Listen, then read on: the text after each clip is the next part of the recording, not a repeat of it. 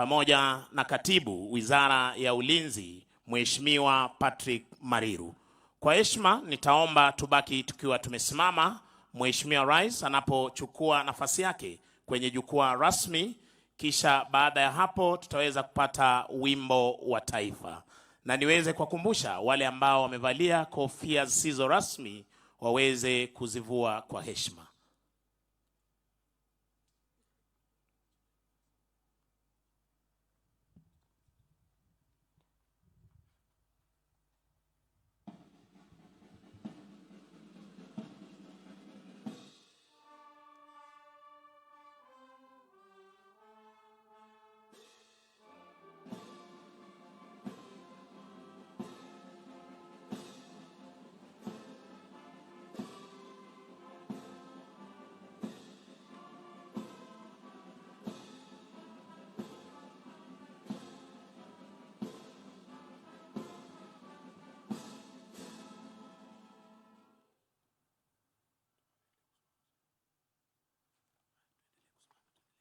Mheshimiwa Rais, tukiwa tunaendelea kusimama vivyo hivyo kwa heshima, Mheshimiwa Rais, nachukua fursa hii kuweza kukaribisha kabisa rasmi katika uwanja huu Mheshimiwa Rais, wageni waalikwa, itifaki zote kuzingatiwa, mabibi na mabwana, karibuni na karibuni tena katika uga huu wa Embakasi Garrison, leo ikiwa ndio siku rasmi kabisa iliyotengwa kwa minajili ya sherehe ya majeshi ya ulinzi mwaka huu 2023.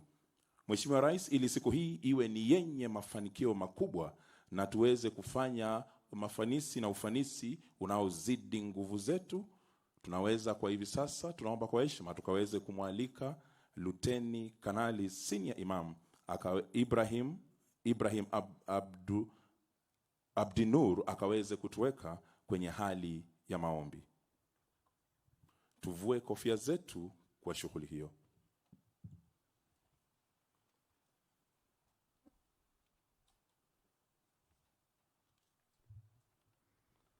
Bismillahirrahmanirrahim. In the name of Allah, the Beneficent, the Merciful. O Allah, we beg of you, O Merciful, O Compassionate, O Protector of the seeker of protection, O Pillar of the one who has no pillar, O Supporter of the one who has no support, O Provisioner of the one who has no provision, O Guardian of the weak, O Treasure of the poor, O Great One on whom one can place his hopes, O Deliverer of the ruined and the Rescuer of the drowning, O Good One, O Benefactor, O Compeller, O Illuminating. You are the one whom before the darkness of the night, the brightness of the day, the rays of the sun and the light of the moon, the rustling of the trees and reverberation of waters showed submission. O Allah, grant us courage, hope and strength, so that we can experience your firm support, gentle love and compassionate healing. O Allah, you are the one whose power over us is great and gentle, firm and forgiving, holy and healing. Be our power and protector. Guide us with your ever-vigilant eyes. O Allah, the ever-living, we seek help through your mercy to set right all our affairs and do not leave us to ourselves, even for a blinking of an eye. O Allah, the word Allah, there is no partner with you. We beg of you that you shower your peace and blessings on Muhammad, your servant, messenger and last prophet. May the peace and blessings of the Almighty Allah be upon him. In your beautiful names and attributes we submit and pray. Amen. Asante sana Mheshimiwa Rais, tunaweza kuchukua nafasi zetu sasa.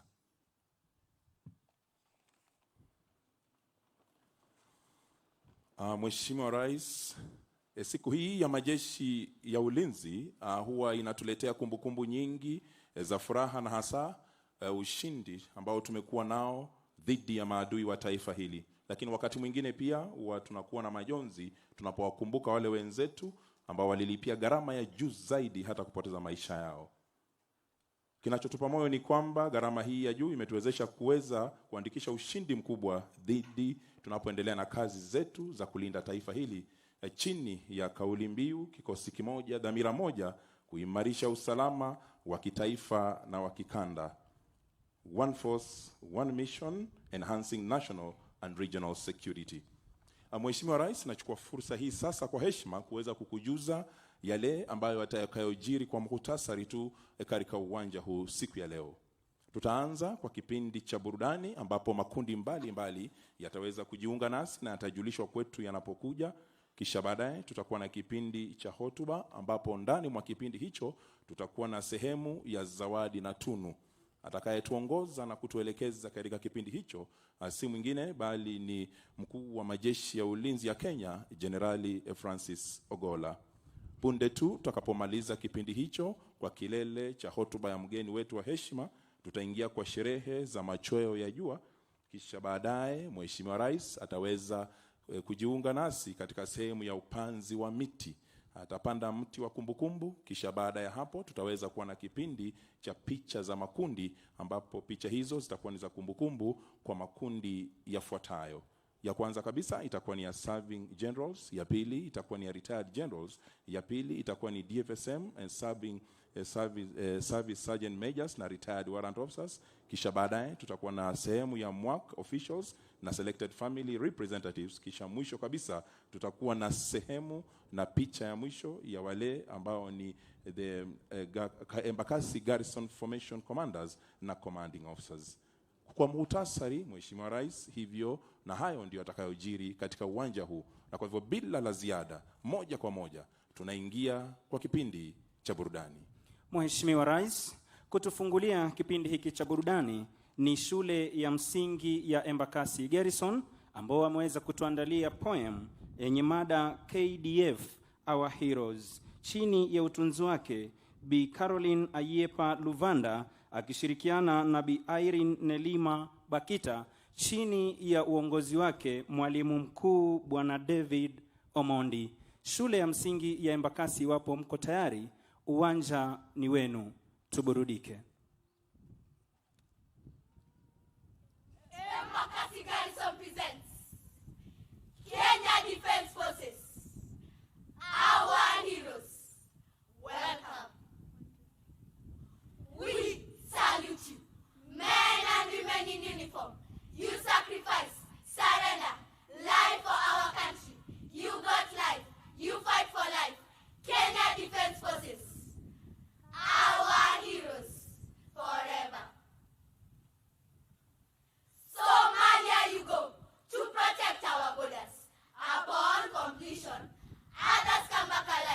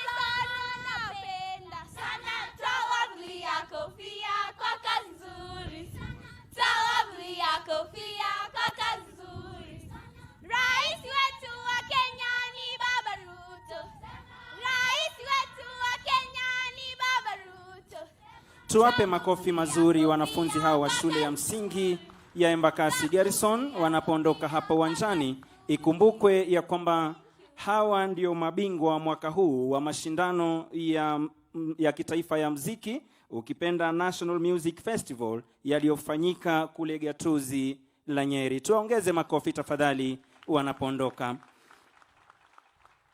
Mheshimiwa Rais, aliyeko mbele yetu ni malenga ama mhariri wa mashairi Koplo Bakari Omar wa Kenya Navy ama jeshi letu la wanamaji, ambaye ameweza kutuandalia shairi lenye mada ulinzi wa kitaifa, kongole na upatia. Tuburudike.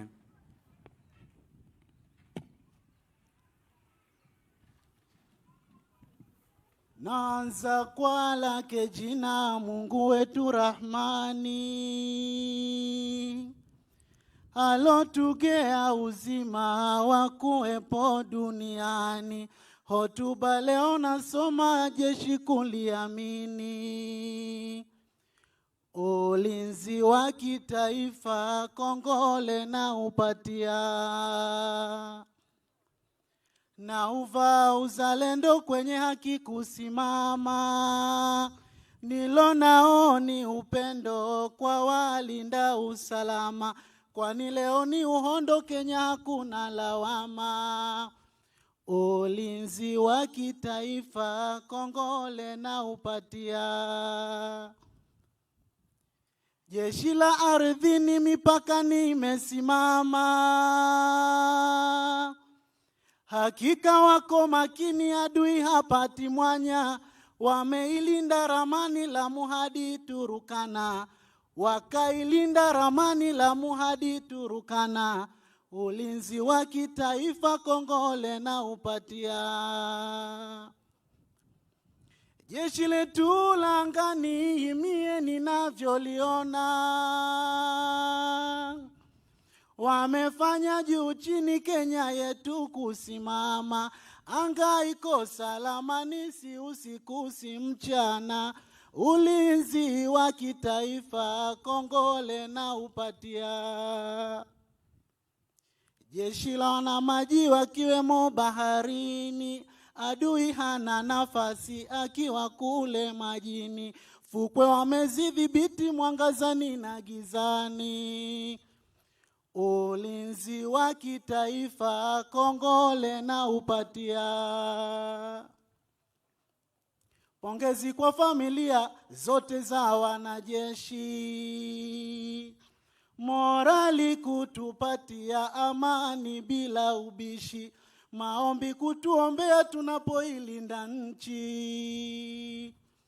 Ulinzi wa kitaifa, kongole na upatia, mashujaa tulopoteza wakiwa kule vitani, daima twawapongeza kuitetea amani. Mwendo wameumaliza kizalendo taifani, kongole na upatia ulinzi wa kitaifa. Hotuba ninaifunga nikiwasihi jamani, adui ukimfuga atatunyima amani. Milele tutampinga mjini hadi mashinani. Ulinzi wa kitaifa, kongole na upatia. Tumpe makofi mazuri Koplo Omar Bakari Omar wa jeshi letu la wanamaji anapoondoka baada ya kutukariria shairi lake ulinzi wa kitaifa, kongole na upatia. Mheshimiwa Rais, wanaoingia uwanjani hivi sasa ni shule ya upili ya Embakasi Garrison, ambao wameweza kutuandalia wimbo unaosema hongera majeshi yetu, huu ukiwa ni utunzi wake Bi Stella Mweni akimshirikisha Bi Brian Mwongoya, chini ya usimamizi wa mwalimu mkuu Bi Masi na Uliha. Iwapo mko tayari shule ya upili ya Embakasi Garrison, uwanja ni wenu. Tuburudike.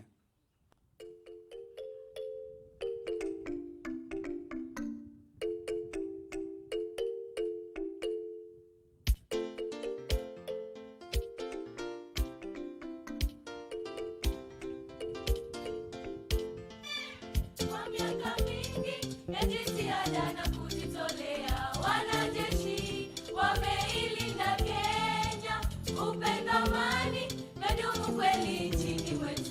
Kwa sababu ya wanajeshi wetu, jeshi la wanajeshi na wanahewa, wana maji, tunawapongeza, tunasherekea jeshi letu chini ya uongozi wa rais wetu.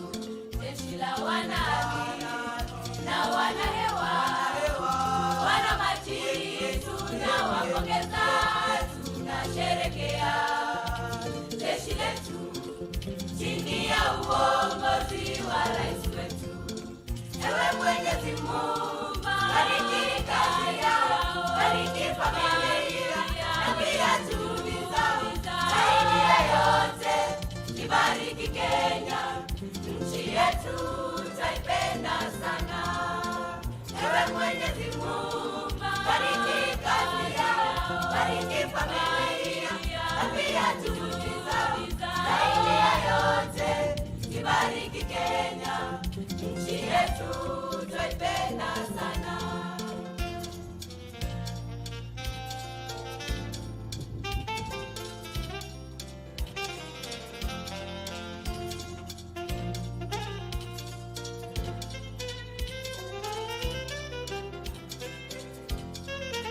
Kwa ujasiri wameilinda mipaka yetu na kujitolea kwa kila hali. Maisha yao wameyatoa kutumikia na kulinda nchi yetu ya Kenya. Waliotangulia, walio sasa, watakaokuja, wote tawapongeza, tunasherekea jeshi letu chini ya uongozi wa rais wetu. Waliotangulia, walio sasa, watakaokuja, wote tawapongeza, tunasherekea jeshi letu chini ya uongozi wa rais wetu. Ewe Mwenyezi Mungu, bariki kazi yao, bariki familia na pia juhudi zao. Zaidi ya yote, ibariki Kenya, nchi yetu twaipenda sana. Ewe Mwenyezi Mungu, bariki kazi yao, bariki familia na pia juhudi zao. Zaidi ya yote, ibariki Kenya, nchi yetu twaipenda sana. Jeshi letu kweli lasonga mbele, na wananchi tuna matumaini. Usalama wa taifa na wakanda kweli waimarika. Jeshi letu kweli lasonga mbele, na wananchi tuna matumaini. Usalama wa taifa na wakanda kweli waimarika. Wanajeshi wetu wote tunajivunia, hongera mashujaa wetu kuimarisha usalama wa kitaifa. Hongera mashujaa wetu, umoja wa jeshi katika huduma zake. Hongera mashujaa wetu, uongozi wa jeshi chini ya rais wetu. Hongera mashujaa wetu, wanajeshi wetu wote tunajivunia. Hongera mashujaa wetu, uongozi wa jeshi chini ya rais wetu. Hongera mashujaa wetu, tunashangilia jeshi letu, tunasherekea mashujaa wetu, tunashangilia jeshi letu, tunasherekea mashujaa wetu. Twasema heko. Tuwape makofi mazuri wana shule ya upili ya Embakasi Garrison kwa wimbo wao mtamu kabisa unaosema ya kwamba hongera majeshi yetu. Mheshimiwa Rais, wanaofuata hivi sasa ni wanakwaya wa kanisa Katoliki hapa Embakasi Garrison ambao wametuandalia wimbo unaosema sifa ya majeshi yetu. Chini yake mwelekezi mkuu Senior Sergeant Kemboi. Basi wanakwaya wa kanisa Katoliki, wapo mko tayari, uwanja ni wenu, tuburudike.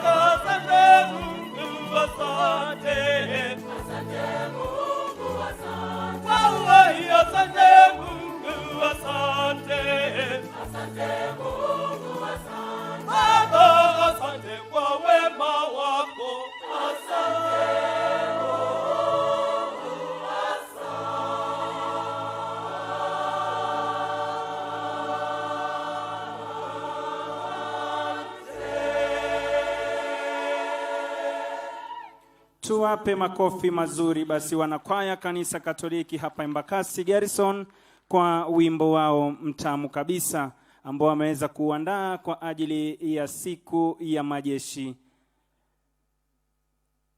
Mheshimiwa Rais anaingia uwanjani hivi sasa. Ni afisa mteule daraja la pili Gladys Emodo kutoka jeshi letu la wanahewa, ambaye ameweza kutuandalia poem yenye mada The Affirmation, akisema kwamba affirmation of KDF cohesion, one force, one mission. Tuburudike. Thank you. Yes, indeed, the affirmation. Welcome. Kenya Defense Forces, may your womb increase.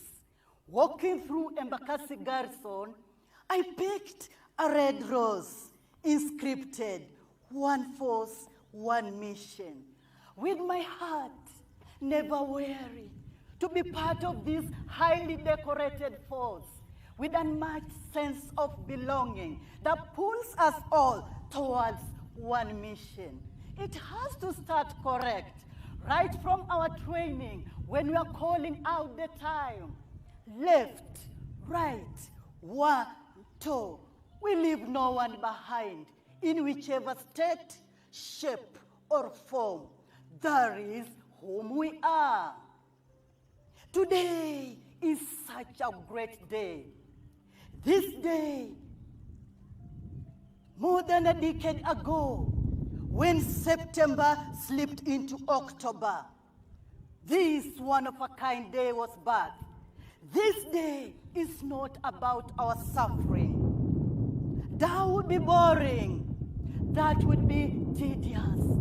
It is about our cohesiveness. It's about our connectedness. It's about our teamwork. It's about our tenacity. It's about our collective responsibility that pulls us all towards one common goal of one force, one mission in enhancing national and regional security. Our milestones, our celebrations could be different, but our mission will always remain the same. Evidence in song and dance. I want it sung out high, with voices that scarcely speak.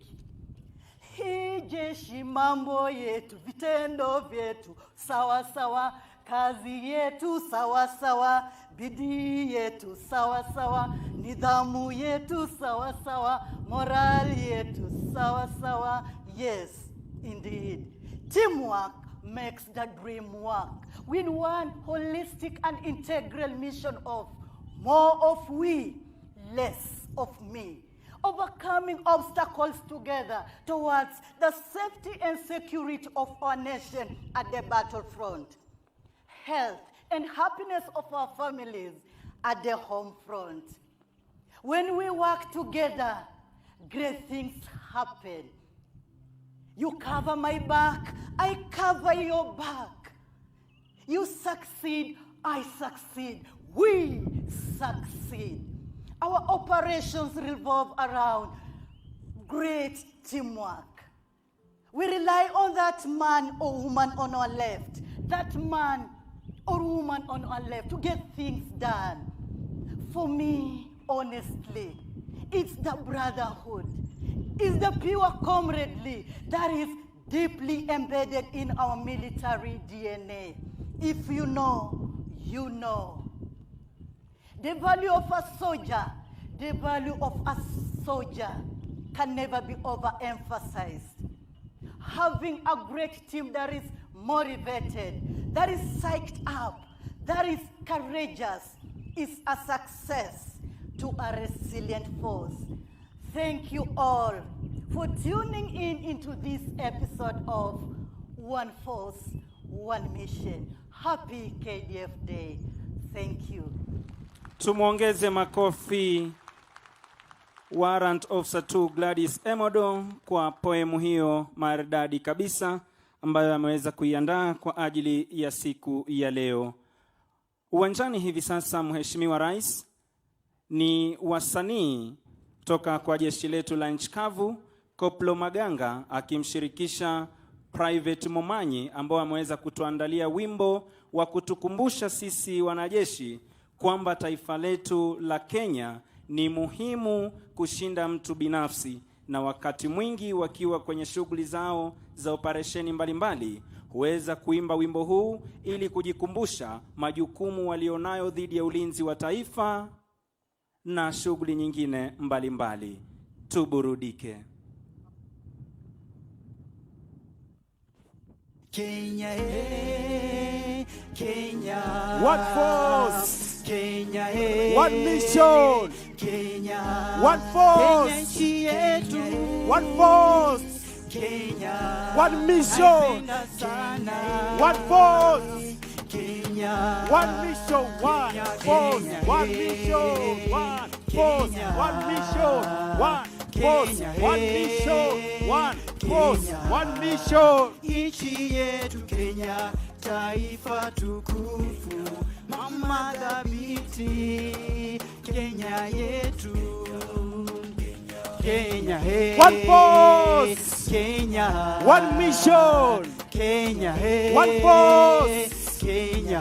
One mission. Nchi yetu One Kenya, mission. taifa tukufu, One mission. mama dhabiti, One mission. Kenya yetu. Usalama salama, viongozi karimu Kenya, maendeleo ujenzi, taswira yetu Kenya, usafi kapewa kibao mbele Kenya, barabara zopangwa nchini mwetu Kenya. Kenya, hey. One force. Kenya. One mission. Kenya, hey. One force. Kenya. One force. One Nchi mission. yetu One Kenya, force. One taifa mission. tukufu, One force. mama One mission. dhabiti, Kenya letu, simamizi bora, rasilimali yetu asili, Kenya yetu, mazingira hifadhi nambari moja, Kenya. dumisha nidhamu Kenya. Kenya yetu. KDF hoya. Nyota Kenya, nyota Kenya, angaza kote, Kenya yetu. Kenya, hey. One force, one mission. Ha, W White. One force, one mission. Kenya, One force, Kenya, one- Kenya, hey. One force. Kenya. One mission. Kenya, hey. One force. Kenya. One force, one Nchi mission. yetu Kenya, taifa tukufu. Kenya. Mama dhabiti. Kenya. Kenya yetu. Kenya. Lengo letu, elimu bora, mafunzo mazuri, shule zetu kufika kiwango, nchi yetu kimataifa, ruwaza yetu zetu, sera usawa kwa wote, kufanya kazi kwa pamoja, KDF. sera zetu, uaminifu na ukweli, nchi yetu Kenya, hey. One force. Kenya. One mission. Kenya, hey. One force. Kenya. One mission. One Nchi force. yetu One Kenya, mission. taifa One force. tukufu, One mission. mama One force. dhabiti, One mission. Kenya One force. yetu. One mission. Ha. Yeah.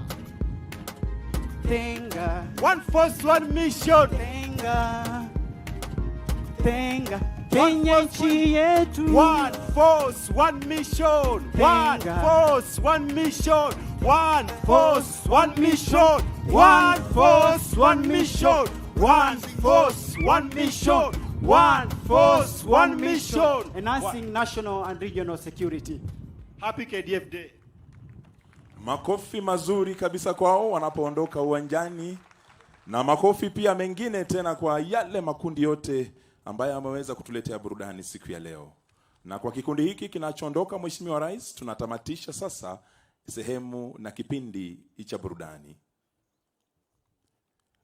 Tunaulizwa kwa heshima sasa tukaweze kuchukua nafasi zetu na kutulia baada ya kupata burudani safi kabisa, ili tukaweze kukipa kipindi hiki kinachofuata, kipindi ambacho ni cha hotuba na kipindi pia cha zawadi na tunu, heshima inayostahili. Asanteni sana. Ni heshima yangu sasa kuweza kumwalika atakaye tuongoza na kutuelekeza katika kipindi hiki, ambaye si mwingine bali ni mkuu wa majeshi ya ulinzi ya Kenya, Francis Ogola, CDF sir.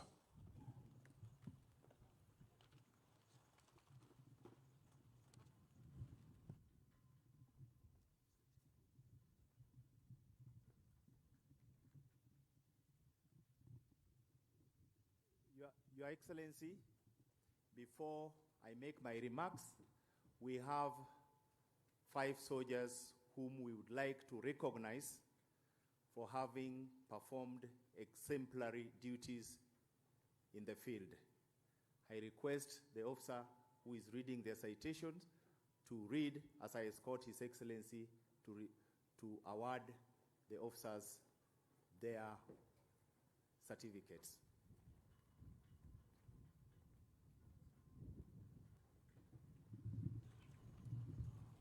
Honors and awards. 80720 Corporal Ahmed Shire, 10 Engineers Battalion, Kenya Army.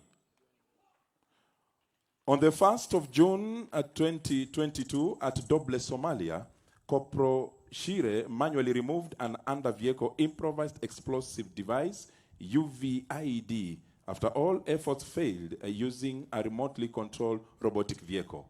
For his selfless sacrifice, bravery and unwavering dedication and commitment to duty, Corporal Shire is hereby honorably recognized.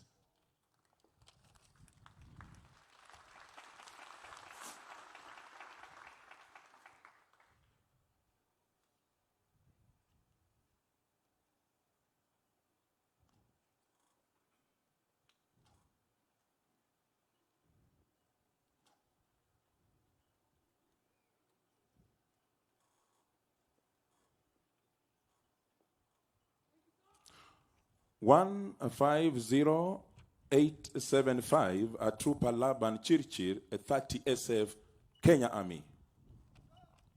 On the 18th of May 2021, as part of number 1 troop of Squadron, a 30 Special Forces Regiment, while deployed in Operation Amani Boni, a Trooper Chirchir stabilized 2 casualties injured in an ambush and sustained them for over 6 hours before the casualties were evacuated. For his professionalism, dedication, and commitment to his duties, a Trooper Chirchir is hereby honorably recognized.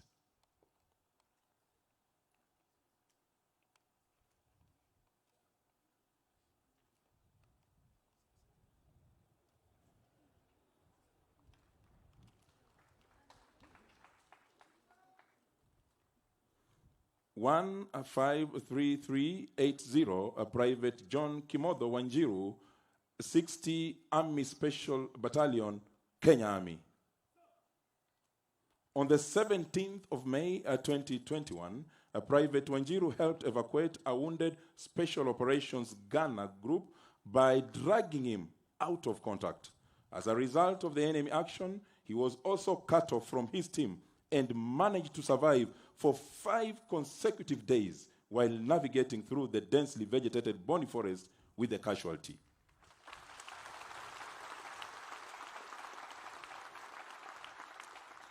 For his gallantry and bold act, the Private Wanjiru is hereby honorably recognized.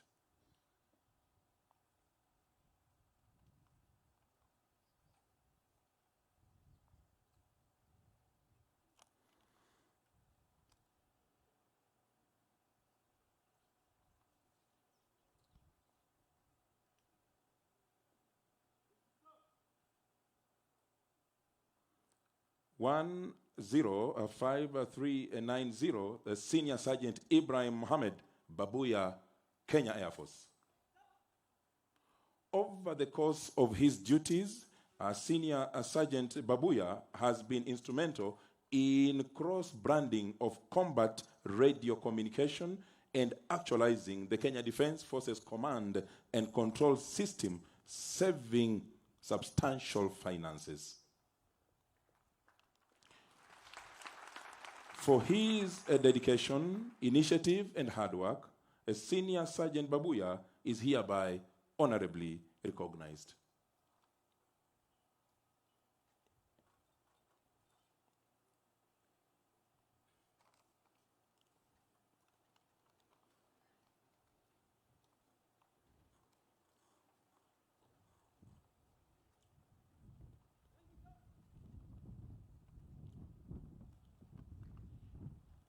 Three, 4, 8, 9, 8, Sergeant Alois Otieno Migai, Tech Electrical, Kenya Navy, Mtongwe.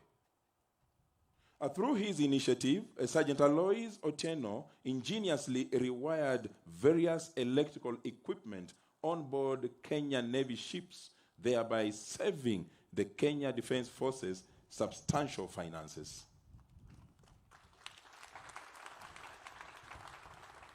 For his resourcefulness and commitment, Sergeant Alois Migai is hereby honorably recognized.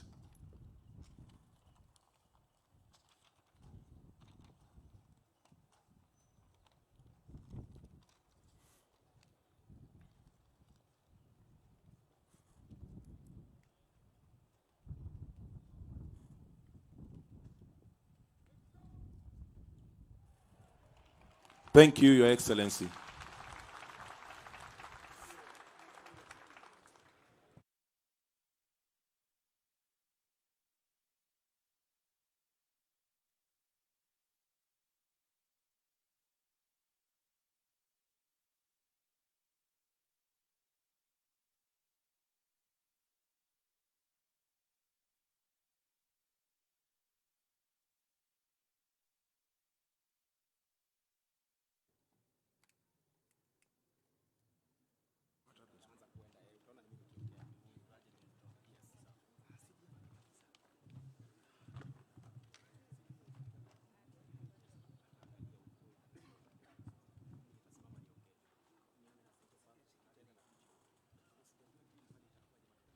Your Excellency, the President and the Commander-in-Chief of the Kenya Defense Forces, Honorable Secretary for Defense, Honorable Speaker of the Senate, Cabinet Secretaries present,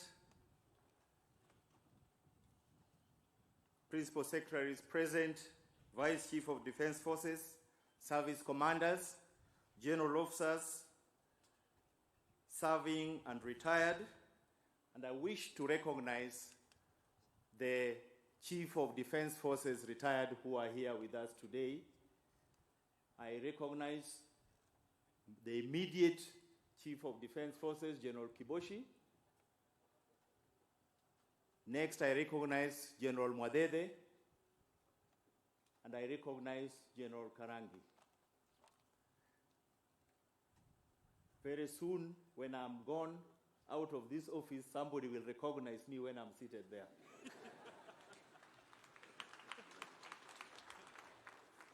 Senior officers, fellow officers, Defense Forces Sergeant Majors, my fellow soldiers, ladies and gentlemen. Your Excellency, before I get into the essence of today's gathering, allow me to express my deepest gratitude to you for gracing this occasion. Your presence here today, Your Excellency, is not merely symbolic, but serves as a testament to your unwavering commitment and support to the Kenya Defense Forces. It inspires and reassures every individual in uniform, reminding us of the sacred trust our nation has bestowed upon us. Thank you, Your Excellency, for standing with us today and always. Your Excellency, today as we gather under the vast expanse of our nation's sky, we are bound by a profound sense of gratitude and remembrance. We come together not merely as individuals, but as a united front to reflect upon and honor the unparalleled acts of valor and gallantry displayed by our defense forces, heroes and heroines. Each year, this day serves as a testament to the indomitable spirit of our soldiers, airmen, and sailors.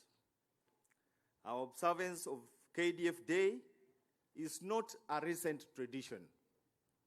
It holds a deep-rooted significance in our national memory. The seeds of this commemoration was sewn back in the year October 2011, when our soldiers bravely launched Operation Linda Inchi. In the face of daunting challenges, they stood tall, their resolve unwavering, recognizing the importance of their sacrifice and to engrave the monumental operation into the annals of our history. KDF Day was established and has been observed annually since October 2012. It serves as a reminder of the fortitude and commitment of our defense forces and their relentless pursuit of peace and security for our beloved nation. In the face of adversity, a nation's true strength emerges not from its weaponry or strategic prowess, but from its unity and shared sense of purpose. A little over a year ago, that unity was tested, and we grappled with a looming shadow stretching its arms towards our motherland, the Al-Shabaab. Their intentions, brazen and malicious, threatened the fabric of our national security. But as they say, challenges are what make life interesting, and overcoming them is what makes life meaningful. Understanding the gravity of this threat, the three pillars of our defense forces, that is the Army, Air Force, and Navy, converged, each bringing its unique strengths, but all united by a single mission. This seamless synergy was emblematic of our guiding dictum, one force, one mission. The objective was clear: to neutralize Al-Shabaab threat and secure our homeland security. Yet, wars are never simple, and neither was this one. The journey was difficult and fraught with challenges. Our meticulous planning was met with unpredictability. Our determination with resistance, but in every challenge, we found opportunity, in every setback, a lesson, and in every victory, renewed hope. Yet, it is essential to remember that these victories often come at a cost. Like in all wars, there were heroes who faced the dusk so that the nation could see another dawn. Their sacrifices are engraved not just on memorials, but in our hearts and the accounts of our nation's history. These brave souls, our fallen heroes, made the ultimate sacrifice, embodying the essence of service before self. Today, as we stand in reflection and gratitude, we honor them, our guiding stars in the vast skies, reminding us of our purpose and cost of freedom. Every corner of the world resonates with stories of heroism, tales of bravery, and sagas of sacrifice. At the heart of these narratives lies the military service, a call that beckons individuals not just to be soldiers in uniform, but to be guardians of a nation's dreams and aspirations.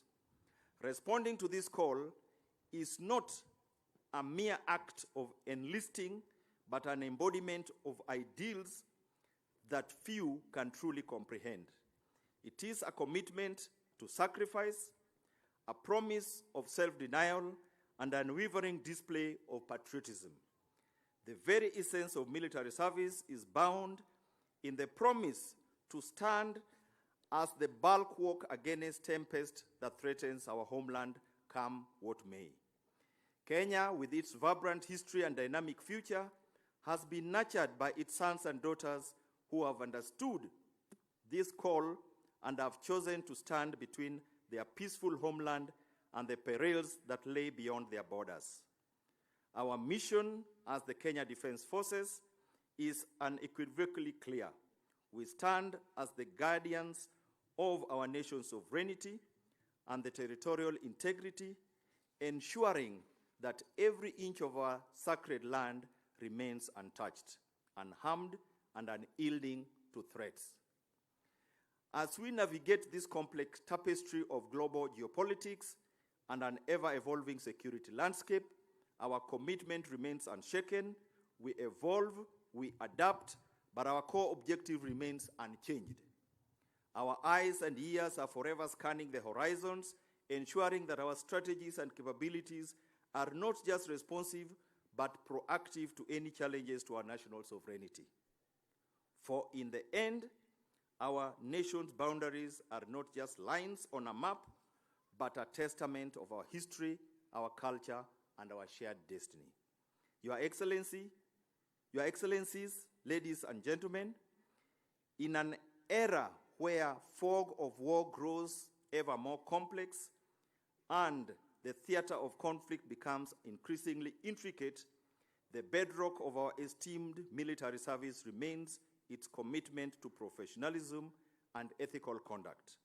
The Kenya Defense Forces, in its pursuit for national security and peace, holds these principles in the highest regard.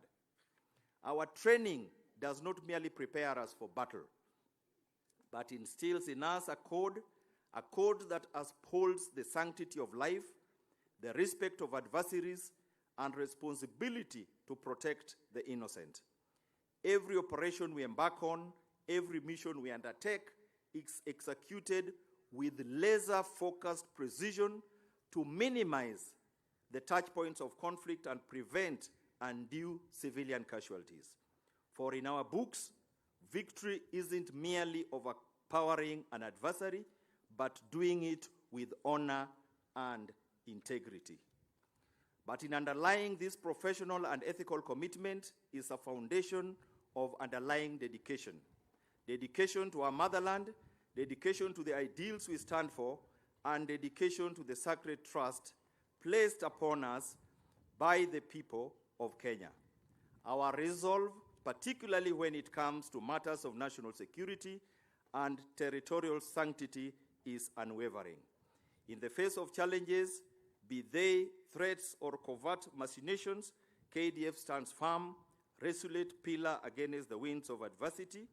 Our dedication stems not from obligation, but from a deep-seated love of our land and its people. It's a promise and an oath taken by every member of the armed forces that we will remain steadfast, guarding the frontiers and ensuring that our nation's flag continues to flutter high, a symbol of our indomitable spirit of peace and national unity. Your Excellency, throughout the records of history, the successes of any institutions, particularly a defense force, are not achieved in isolation. It is in a collaborative spirit and unwavering support of leadership that propels an organization towards achieving its goals. Today, I stand before you not just as a representative of KDF, but as a testament to the immense support and trust we have received. To this, Your Excellencies, the dedicated members of our national government, our heartfelt gratitude knows no bounds. Your steadfast belief in our capabilities, our continued support, and your commitment to our shared vision have been the driving force behind every maneuver, strategy, and victory. With your side, we've scaled heights and surmounted challenges that once seemed unsurmountable. Your Excellencies, ladies and gentlemen, as I draw my reflections to a close today, it is essential to crystallize the ethos that bind every member of the Kenya Defense Forces, from the greenest recruit to the highest ranking officer. There is shared heartbeat, shared rhythm that resonates with the crescendo of one force, one mission. In a world full of complexities, where challenges evolve every day, our commitment remains steadfast and singular. Kenya Defense Forces, bound by duty, honor, and love for our motherland, will continue to stand as an unbroken fortress. United in diversity, dedicated in our purpose, we pledge to continue our valiant watch, ensuring the sovereignty and sanctity of our beloved republic and preserved for generations to come. With those many remarks, before I invite Your Excellency, I want to make an apology, Your Excellency. When I was going through the salutations, I discovered I did not recognize Her Excellency, the First Lady. I apologize, Your Excellency. With those few remarks, Your Excellency, before I invite you, I wish to make one small presentation on behalf of the officers and service members of the Kenya Defence Forces.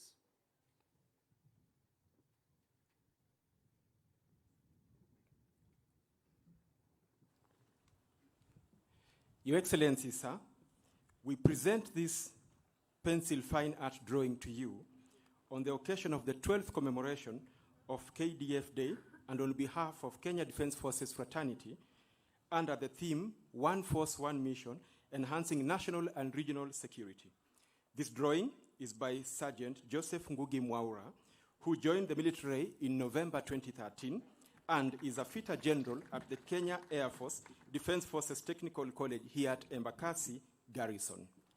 Sergeant Ngugi has had a passion for pencil fine arts since his childhood.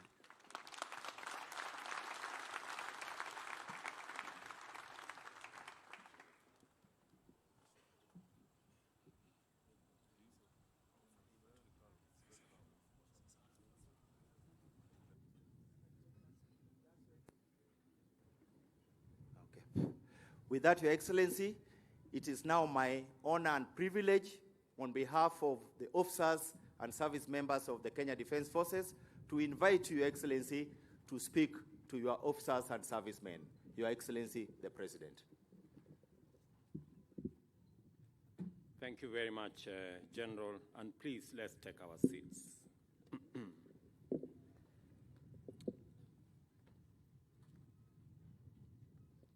The Speaker of Senate, a Cabinet Secretary responsible for defense, and Principal Secretaries, Chief of Defense Forces, General Officers serving and retired, distinguished guests, valiant members of the Kenya Defense Forces, family, and friends. I stand here with a tremendous sense of gratitude and admiration, as well as pride and joy for the brilliant achievements, the fine example, and immense promise that our defense forces have provided and continue to demonstrate to our nation, our region, and globally ever since Kenya became a republic.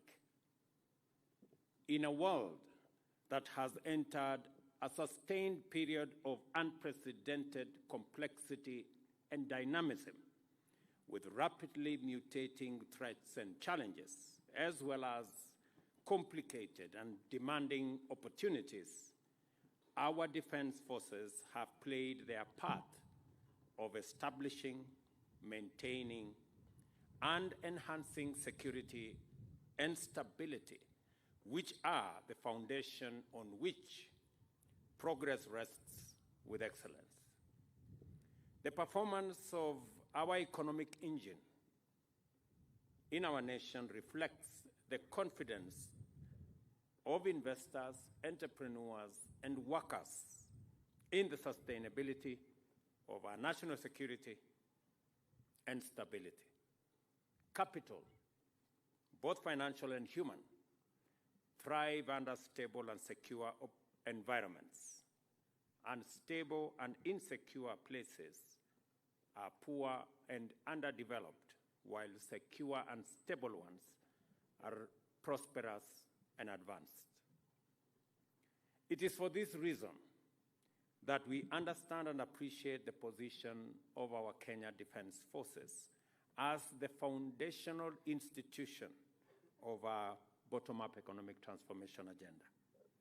By executing your primary constitutional mandate of defending and protecting the sovereignty and territorial integrity of our republic, as well as your responsibility to complement disaster and emergency response and the duty to restore peace in any part of our country experiencing unrest, the Kenya Defense Forces are the dependable guardians of our freedom, our security, and our prosperity, for which, as a nation, we are eternally grateful.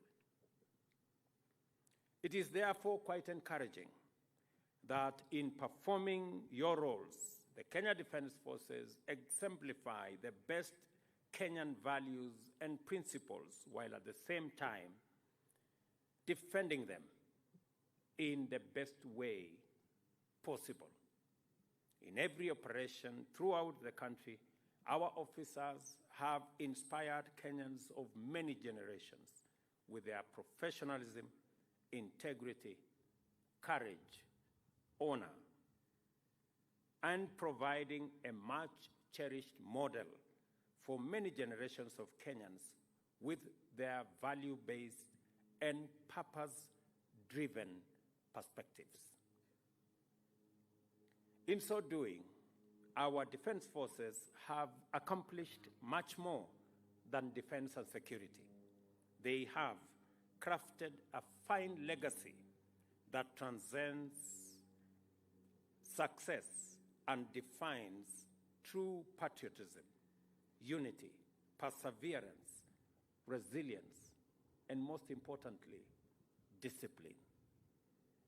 This legacy has been written in our hearts and minds, and it is our duty and privilege to use every opportunity to express our individual and collective gratitude as citizens of Kenya to you, our men and women in uniform, and very specifically, our Kenyan Defense Forces.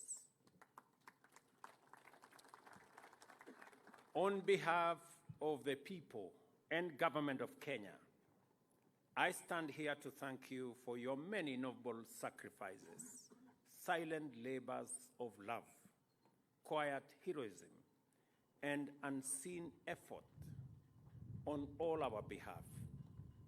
We know that many a times it is never easy, yet you nevertheless go forth bravely and get the job done one way or another. Somehow you get it done. Standing on the secure foundation of numerous and magnificent achievements by past generations of brave and noble soldiers, we confidently survey a future that presents myriad threats and challenges that are not only different and more complex than any other we have ever encountered, they also mutate at overwhelming rates. Our confidence is not because yesterday's threats and challenges were simpler or easier. Rather, we are confident because our standards are high and we have been prepared for complexity and difficulty as a matter of principle and are now more prepared than ever before. We witness this as you engage one assignment after another with greater success and professionalism that we have seen and we have experienced. This standard applies consistently across our entire spectrum of services. That is why we are one force, one mission. Kenya is a vibrant, peace-setting nation with an enterprising people whose pioneering spirit frequently takes them across our borders in pursuit of opportunities. We are good neighbors in our region and committed members of the international community. Just as we are committed to regional, Pan-African, and global economic integration, we are also invested in regional, continental, and international peace and security. The realities of the contemporary international environment compel us to take a deep interest in the dynamics of globalization. Consequently, we are increasingly able to see above and beyond our borders with clarity because our many shared interests facilitate alignment of perspectives and define strategic complementarities with those whom we share a common destiny. Our neighborhood's security and stability and development is our security and prosperity. Our continent's peace and growth is our safety and progress.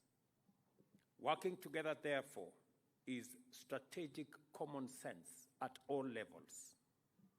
Solidarity, goodwill, and good neighborliness are components of the best security strategy.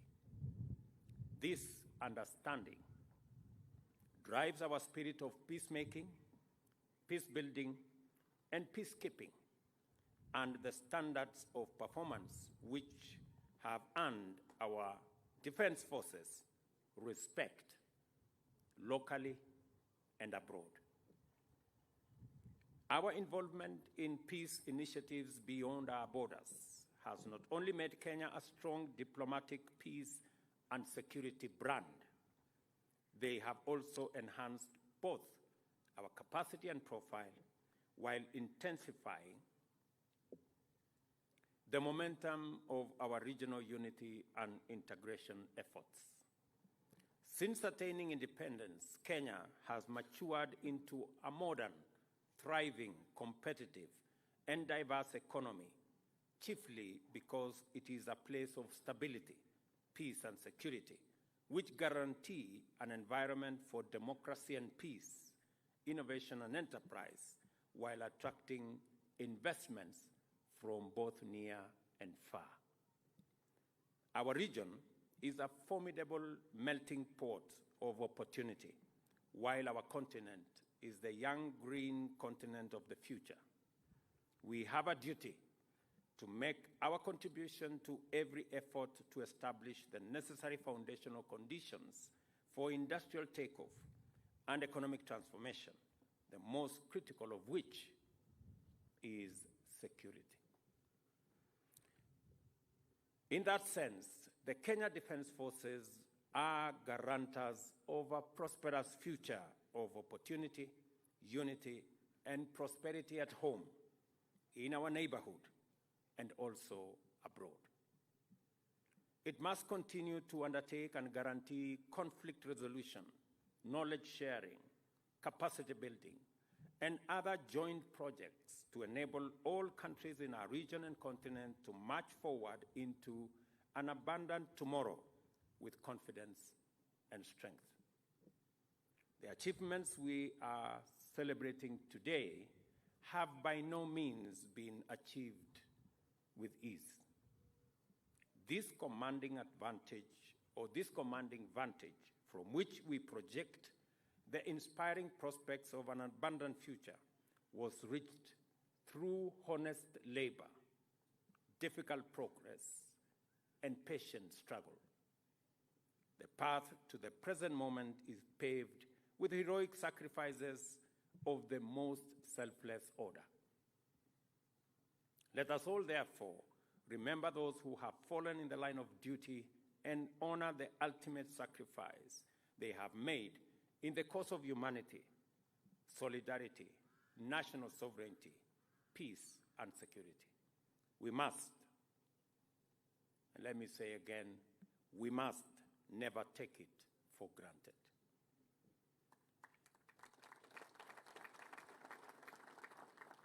I convey our nation's deepest gratitude to all our men and women in uniform for your service, which you have rendered and continue to perform with valor and integrity. I also convey appreciation to your families. I am told they are soldiers in silence, whose support in many different ways has encouraged, strengthened, and inspired you to do your best every day and in every moment that is required of you. Their silent strength is a powerful contribution to our national security, which must never be underestimated. I am speaking about your wives, I'm speaking about your children, and I'm speaking about your families. They form a big army behind you to enable you make the sacrifices and the commitments that you do for the security of our nation. I thank the Almighty God, to whom we submit our struggle and endeavor, for the honor of leading our defense forces and our commanders, and for the privilege of being a citizen of Kenya, enjoying the fruit of their service and sacrifice, which provides us with the opportunity to unlock opportunity for all of us. We shall complement the security assured by your effort with shared prosperity arising from the economy in every endeavor that you engage in. Let me just say two things as a sign of appreciation to our Kenya Defense Forces and our security agencies in general. As we execute our housing program, we have made a deliberate decision that KDF is going to be an automatic beneficiary of our housing plan. Last week, we concluded procurement in 3 different barracks to build 9,000 units for units of houses for our Kenya Defense Forces. We have also concluded the procurement process to give our Kenya Defense Forces construction equipment that will support their engineering department to do more roads, more bridges, more schools, more hospitals, especially in the difficult areas of our republic. And in the horizon, we have a comprehensive program to ensure that there is new equipment, better facilities, and better capabilities that will be made available by the people of Kenya using their taxes by way of appreciating what our Kenya Defense Forces are doing in defending our territorial integrity, in defending our nation, and in keeping enemies at bay. We will support you as you defend our country.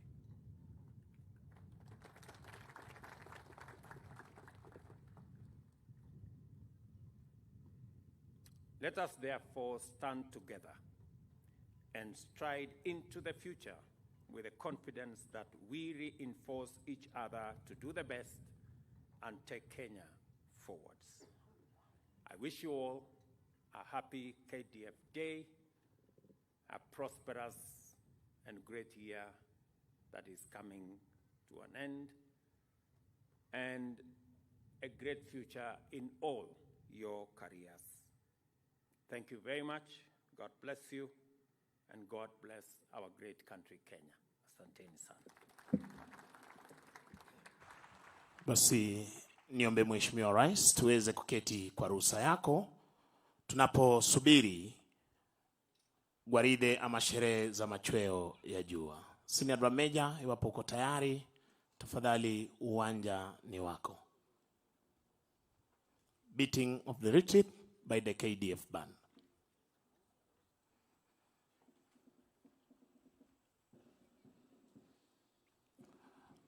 Mheshimiwa Rais, hii leo utaweza kutazama kwamba bendi hizi zinaongozwa na kinadada kuanzia kwa mkurugenzi wa muziki, mwelekezi mkuu na waelekezi watatu. Tangia bendi hizi ziweze kuanza, hazijaweza kuongozwa jinsi zitakavyokuwa zinatuletea sherehe za machweo ya jua siku ya leo. Hii ni historia ya kipekee.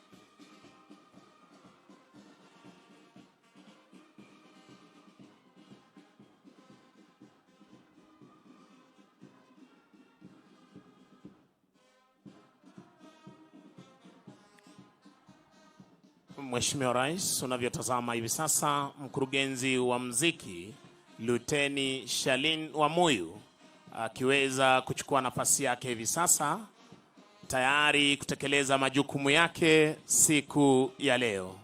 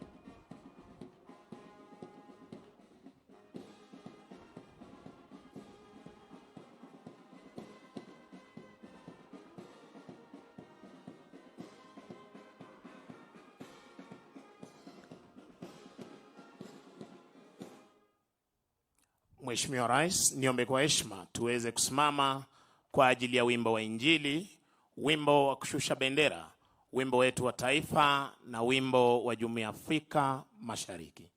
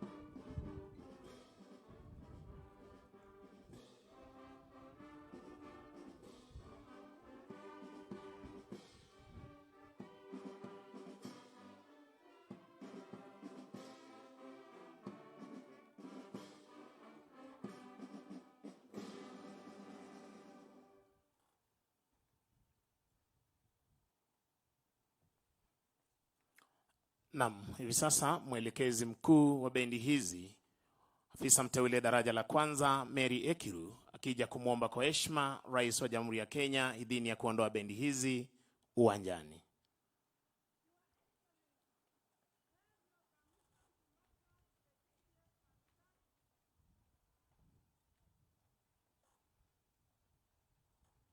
Asanteni, kwa heshima tunaweza kuketi tafadhali.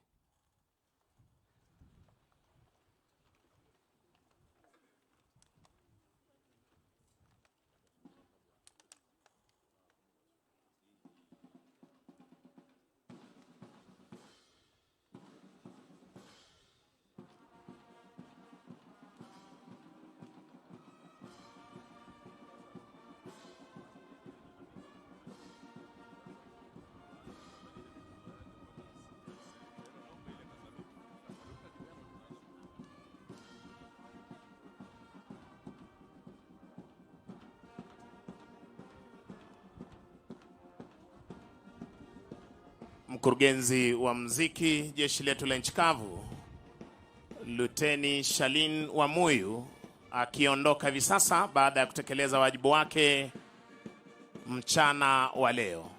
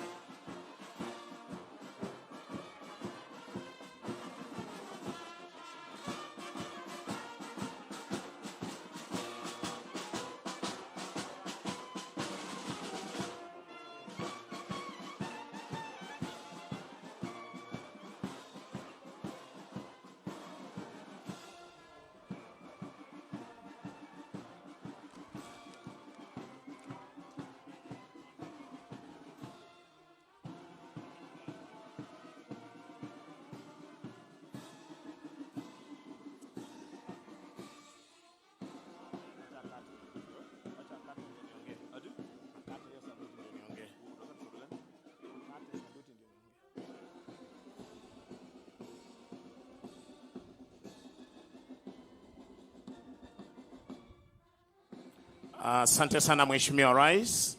Niombe wengine tuketi tafadhali, Mheshimiwa Rais anapoondoka, na mwenzangu aweze kutuletea itifaki ya kufumukana mahali hapa.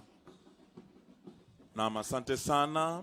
Mheshimiwa Rais anapoondoka sasa, ratiba yetu ni kwamba anaenda kwenye upanzi wa miti, na punde tu atakapopata